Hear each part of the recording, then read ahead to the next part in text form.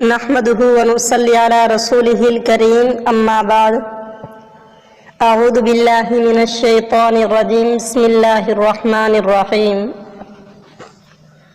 وقضى ربك ألا تعبدوا إلا إياه وبالوالدين إحسانا إما يبلغن عندك الكبر أحدهما أو كلاهما فلا تقل لهما أف ولا تنهرهما وقل لهما قولا كريما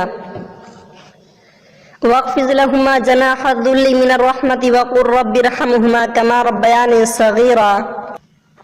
محترم بزرگوں اور دوستوں، میں نے آپ حضرات کے سامنے سورہ بنی اسرائیل کی جو آیت تلاوت کی ہے، اس میں خالق دو جہاں کا فرمان ہے کہ میرے سوا کسی کی پوجا مت کرو اور والدین کے ساتھ اچھا سلوک کرو۔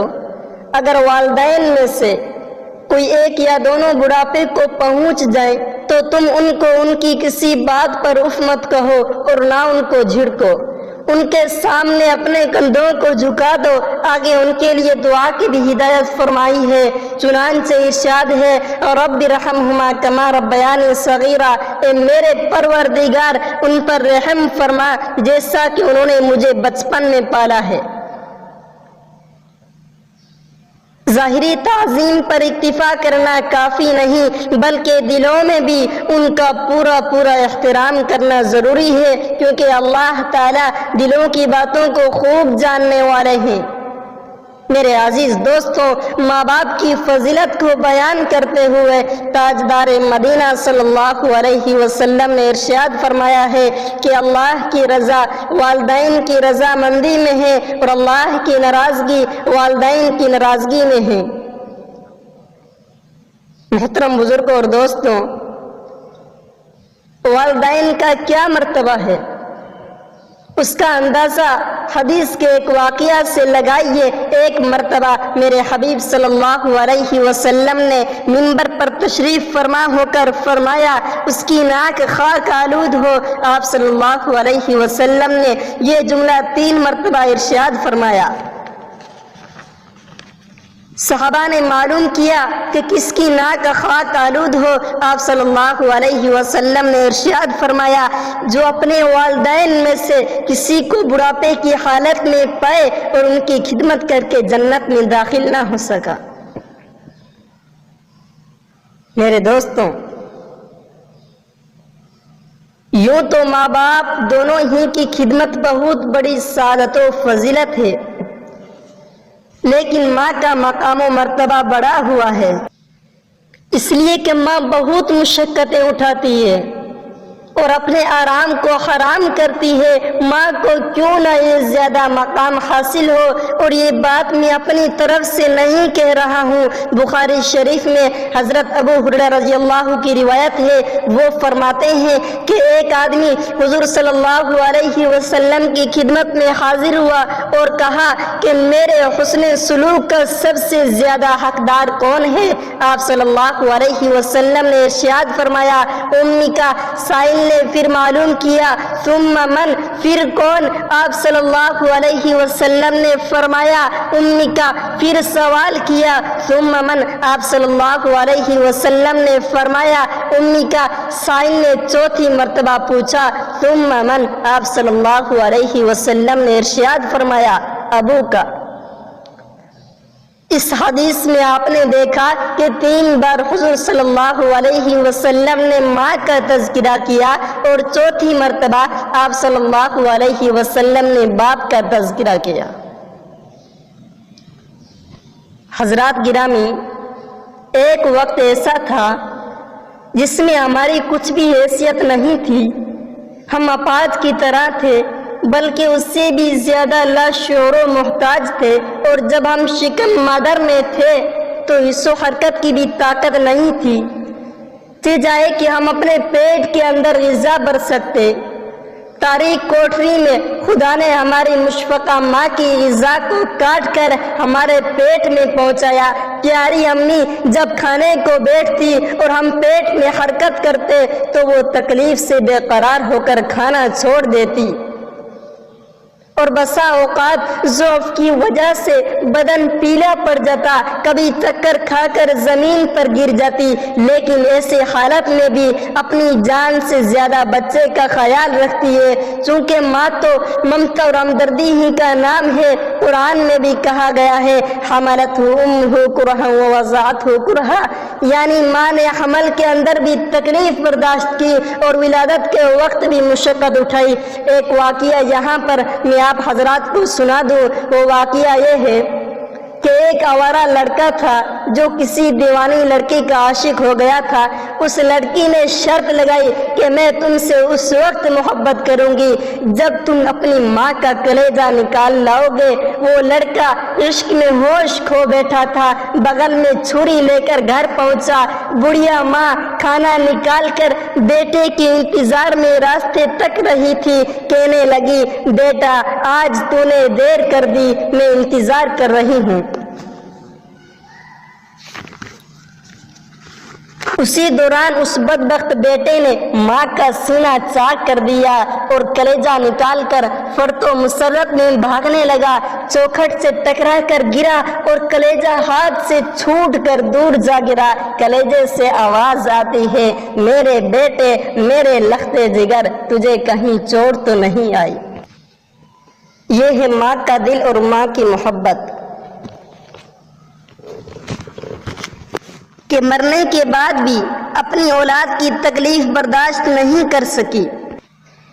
اس ضعف کی حالت میں گھر کا سارا کام انجام دیتی ہے، گرمی کی تپش میں چولہے کے پاس رہ کر کھانا پکاتی ہے، کڑاکے کی سردی میں کپڑے صاف کرتی ہے۔ اگر کام میں کچھ کوتاہی ہو جائے تو گھر والوں کے ڈانٹ و ڈپٹ سنتی ہے اور کبھی مار پیٹ کی نوبت بھی پہنچ جاتی ہے۔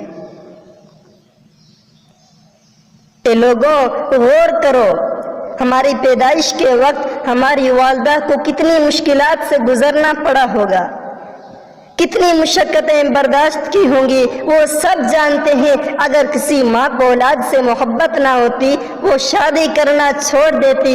پیدائش کے بعد ان کے احسانات ہمارے اوپر اور بڑھ گئے، امی جان کی کمزوریاں بڑھ گئی، پھر بھی ہمارے دودھ پلانے، پیشاب پخانہ کی صفائی میں بھنگن کی طرح لگی رہتی۔ کھانے کے وقت اگر ہم گود میں پخانہ کر دیتے تو اف تک نہیں کرتی۔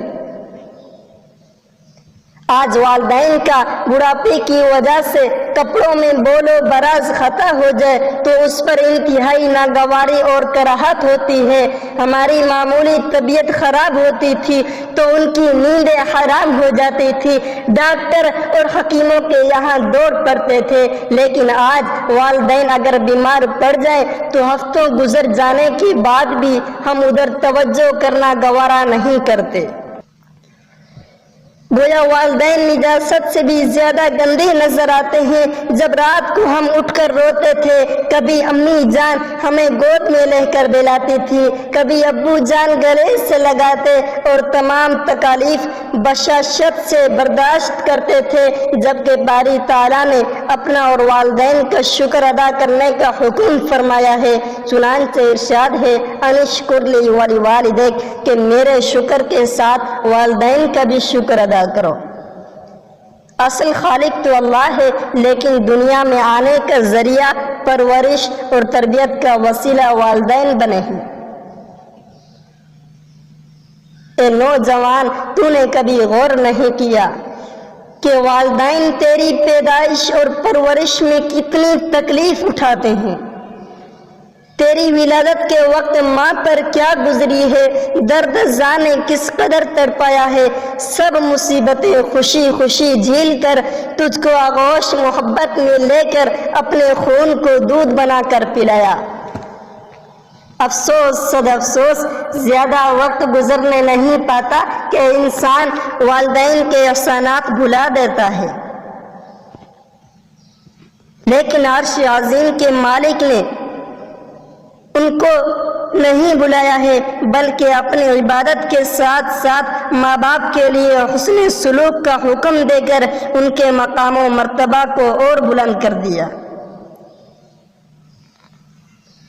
جب ہم چھوٹے تھے، بالکل نہ سمجھ و نہ تواں تھے، ابو جان کی انگلی پکڑ کر راستے میں اور بازار میں چلتے ہوئے جتنی چیزیں نظر آتی تھی اور ہمیں محبوب معلوم ہوتی تھی، ہمارے ایک کی طرف اشارہ کر کے پوچھتے تھے یہ کیا ہے؟ ابو جان ہر ایک کا نام لے کر بتلاتے تھے، کبھی کوا کبھی طوطا، انہوں نے کبھی جھڑک کر خاموش نہیں کیا، اور حالانکہ ان کو حق تھا، لیکن آج جب کہ بڑھاپے کی وجہ سے ان کی بینائی اور سماعت نے جواب دے دیا، وہ ہمارے دوست و احباب کے بارے میں پوچھے کہ بیٹا یہ کون تھا؟ اگر ہم بہت زیادہ تحمل سے کام بھی لیتے ہیں تو 1-2 مرتبہ بتلا دیتے ہیں، پھر تیسری مرتبہ اگر سوال ہو جائے تو شیر کی طرح دہڑتے ہوئے کہتے ہیں تم کو اس سے کیا مطلب، کیوں بک بک کرتے رہتے ہو؟ والدین جب خدمت کے زیادہ لاحق و مستحق ہوتے ہیں، ایسی حالت میں ان کے لیے روکھے سوکھے طعام اور رہنے کے لیے گھر سے باہر صحن کا انتظام کیا جاتا ہے۔ ان کو سلام کرنا تو ہم بڑے گناہ کی بات سمجھتے ہیں، اگر طبیعت کے خلاف کوئی کام کر دے تو آنکھ دکھا کر تش رو ہوتے ہیں، سخت بات کہنے میں بھی دریغ نہیں کرتے۔ میں انہی چند باتوں پر اپنی تقریر ختم کرتا ہوں۔ دعا کریں کہ اللہ تعالی ہمیں اور آپ حضرات کو ان تمام باتوں پر عمل کرنے کی توفیق عطا فرمائے۔ وما توفیقی الا باللہ۔